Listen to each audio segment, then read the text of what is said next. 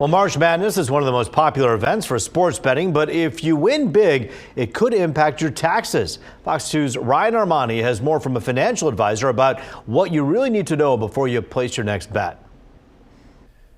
Sports betting has become so popular ever since Michigan legalized sports betting and online sports betting. But did you realize the tax implications of it if you win?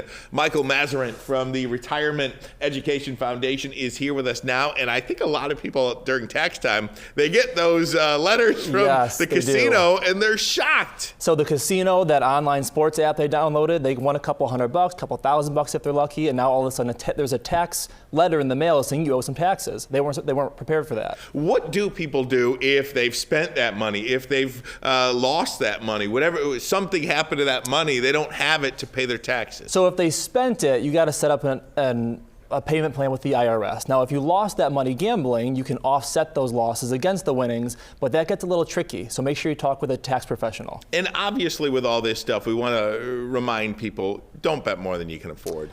Always. That is always number one. Don't bet more than you can afford. Gambling's risky, and that cannot be your strategy for generating income in retirement. As a financial expert, you have seen this a lot ever since the influx of sports gambling and the legalization and the financial problems that come with it, dating back to really the pandemic when people turned to stocks. Absolutely. So during the pandemic, there were no sports, and people who were gamblers turned to the stock market. That was the kind of their outlet for gambling. And we saw in the stock market people taking excessive risk in the stock market.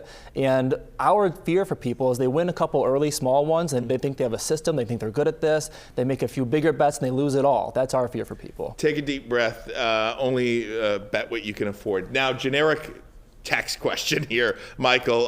The date is coming up, fast approaching. It is. What should people do right now if they really haven't given much thought to tax time? So if you're behind schedule, you know, it's not as daunting as people think it is. It doesn't take quite as long for most people. Now, if you have a complicated tax situation, you can always file an extension and talk with a tax professional. Where can people find you? You can find us at retirementplanningedu.org. Retirementplanningedu.org. Michael, thanks so much, my friend. Really appreciate it. We'll send it back to you in the studio.